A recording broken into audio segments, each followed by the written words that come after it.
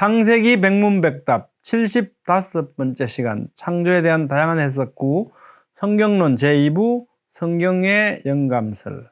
여러분의 구독, 좋아요, 알림, 댓글은 큰 힘이 됩니다.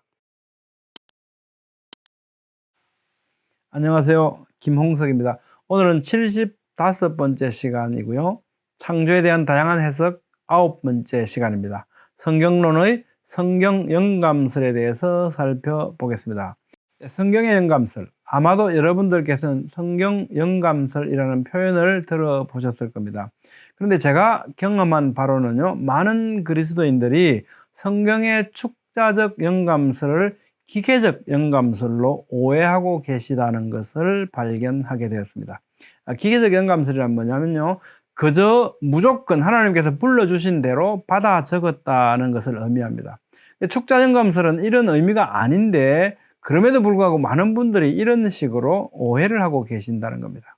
자, 그럼 먼저 여러 가지 영감설부터 한번 살펴보겠습니다. 기계적 영감설은 하나님께서 성경 기자들에게 써야 할 단어들까지 정확하게 알게 해주셨다는 주장입니다.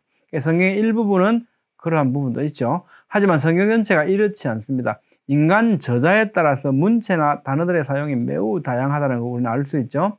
자, 그 다음에 부분 영감설 또는 개념 영감설이라고 부르는데요. 이것은 하나님께서 성경 기자들에게 그들이 써야 할 것을 단어들까지 정확하게 불러주신 것이 아니라 전체적인 개념들이나 인상을 주셨고 성경 기자들은 그것을 자신의 단어들로 기록했다는 주장입니다. 이 주장은 신정통주의 신학자들에게 인기가 있습니다. 그들은 성경은 하나님의 말씀을 담고 있기는 하지만 성경 자체가 하나님의 말씀은 아니라고 믿거든요. 축자 영감설을 부인하고 그래서 성경에는 오류가 많이 들어있다라고 주장합니다. 자, 세 번째는요, 본성 영감설입니다. 성경 기자들은 하나님이 아니라 그들 자신의 내면으로부터 영감을 받아서 글을 썼다는 주장입니다. 이러한 주장은 성경 자체의 주장을 무효화하거나 무시해 버리는 거죠. 어떤 성경 자체의 주장이 있습니까? 디모데후서, 모든 성경은 하나님의 감동으로 된 것이라고 말씀했잖아요. 베드로후서 1장 20절 21절, 먼저 할 것은 성경의 모든 예언은 사사로이 풀 것이 아니니 예언은 언제든지 사람의 뜻으로 낸 것이 아니요 오직 성령의 감동하심을 받은 사람들이 하나님께 받아 말한 것이다. 본성 영감설이라고는 이런 겁니다. 예를 들면 셰익스피어 같은 사람은 굉장한 어떤 소설을 쓰는 영감을 가지고 있잖아요. 그렇게 소질 있는 사람, 영감 있는 사람, 이런 사람들에게 하나님께서 어떤 영감을 주셔서 자기가 그 영감을 받아서 자신의 어떤 창작적 소질을 발휘해서 썼다, 이런 것이 본성 영감설이거든요. 이건 우리가 성경적으로 받아들일 수 없다는 거죠. 자, 그럼 뭐냐? 무엇이 성경적인 성경 영감설에 대한 표현이냐라고 하면 축자적이고 완전한 영감이라는 겁니다. 66권으로 된 성경 원본의 각각의 책에서 성경 기자들이 쓴 모든 단어들은 하나님의 감동으로 된 것으로서 하나님이 자신의 성령을 통해 그 모든 단어들의 영감을 불어 넣으셨다. 영감은 성경의 저작 배후에 하나님이 그 원인이 되신 과정을 설명하는 용어이다. 영감은 하나님께서 성경 기자에게 직접적으로 역사하셔서 계시를 온전히 기록한 글을 만들어내신 것을 가리킨다. 영감은 각 성경 기자의 개성과 언어와 문체와 역사적 배경을 사용하셔서 신적 권위를 지닌 글들을 생산해낸 성령의 불가사의한 역사를 가리킨다. 이 저작들은 진정으로 인간인 성경 기자들의 산물임과 동시에 진정으로 성령의 산물이었다는 겁니다. 성경의 영감은 예수님께서 성경의 축자적이고 완전한 영감을 단언하셨습니다. 그러므로 우리는 성경을 축자적이고 완전한 영감으로 이해해야만 한다는 거죠.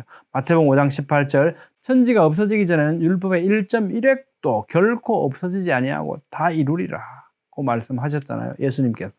축자적, 완전한이라는 단어는 성경의 각각의 단어와 모든 단어들을 가리킨다. 따라서 성경의 축자적이고 완전한 영감을 믿는다는 것은 성경에 나오는 한 단어 한 단어와 성경 전체가 하나님에 의해 영감되었다는 데 동의한다는 것이다. 둘째, 예수님께서는 구약 기자들이 성령의 인도하심을 받았다고 가르치셨습니다. 시편 110편에 여호와께서 내 주에게 말씀하시기를 내가 내 원수들로 내 발판이 되게 하기까지 너는 내 오른쪽에 앉아 있으라 하셨도다. 이 말씀을 인용하시면서 예수님께서 이렇게 말씀하잖아요.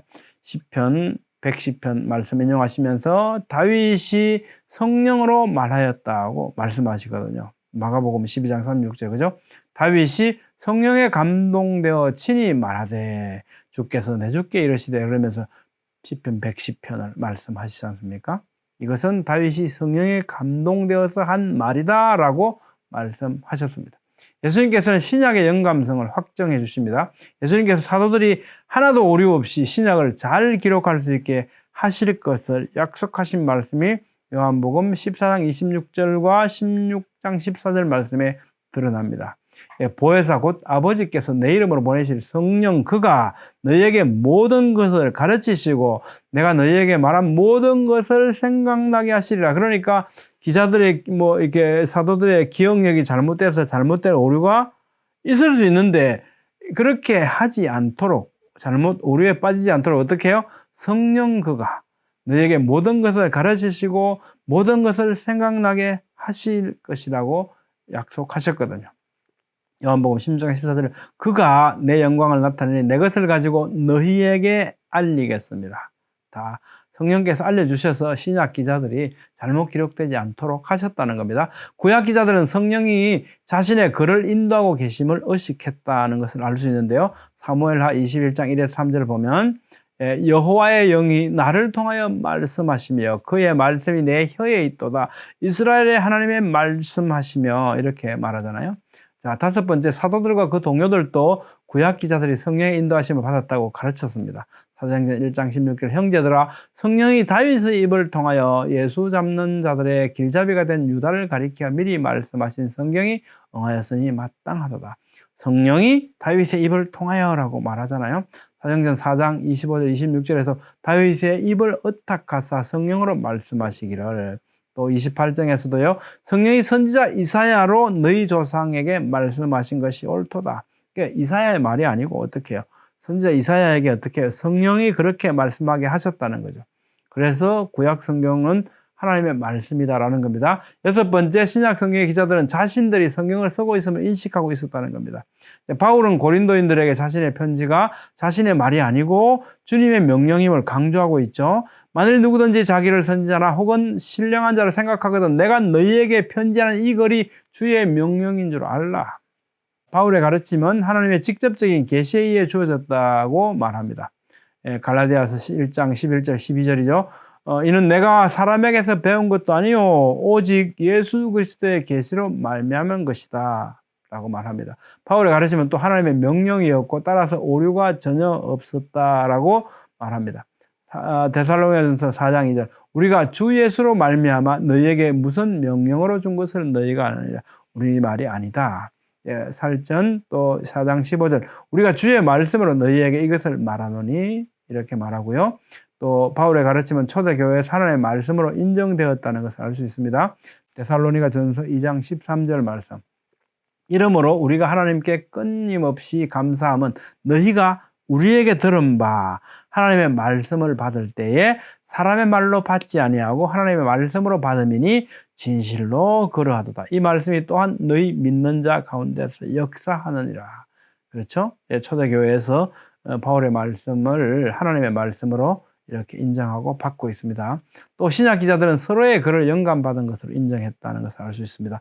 바울은 성경에 일러스되라는 전제 아래 신명기 25장 말씀과 누가복음 10장 7절 말씀, 그러니까 구약 성경과 신약 성경을 동시에 인용하면서 다 하나님의 말씀으로 말하거든요. 디모데전서 5장 18절 성경에 일러스되 곡식을 밟아 떠는 소의 입에 망을 씌우지 말라 하였고 또 일꾼이 그 삭슬을 받는 것이 마땅하다 하였느니라. 그러니까 신명기 말씀과 그죠? 누가복음 말씀을 같이 동시에 인용하고 있죠. 바울이 구약과 신약 권위를 동등하게 성경으로 인정하고 있다는 것을 의미하죠. 베드로후서 3장 15절 16절에서도 베드로는 바울의 글을 나머지 성경과 동등하게 여깁니다. 베드로후서 3장 15절 16절 말씀입니다. 우리가 사랑하는 형제 바울도 그 받은 지혜대로 너희에게 이같이 썼고 또 그 모든 편지에도 이런 일에 관하여 말하였으되 그 중에 알기 어려운 것이 들어 있으니 무식한 자들과 구세지 못한 자들이 다른 성경과 같이 그것도 억지로 풀다가 스스로 멸망에 이르느니라. 그러니까 이 말씀에 보면 어떻게 해요? 베드로는 바울의 글을 나머지 성경과 동등하게 여기고 있다는 것을 알 수 있습니다. 유사한 서술이 베드로후서 3장 2절에 나타납니다. 곧 거룩한 선자들이 예언한 말씀과 주 되신 구주께서 너희의 사도들로 말미암아 명하신 것을 기억하게 하려 하노라. 어떻게 해요? 다 하나님의 말씀이다, 성경이다 라고 이런 관점에서 기술하고 있죠. 여기서는 거룩한 선자들이 예언한 말씀 곧 구약 성경과 사도를 통하여 주신 명령이 동등하게 여겨지고 있음을 알 수 있습니다. 여러분 생각 어떻습니까? 오늘은 성경론의 성경 영감설에 대하여 살펴봤습니다. 성경은 스스로를 정황무호하며 모든 성경은 하나님의 감동으로 되었다고 말씀합니다.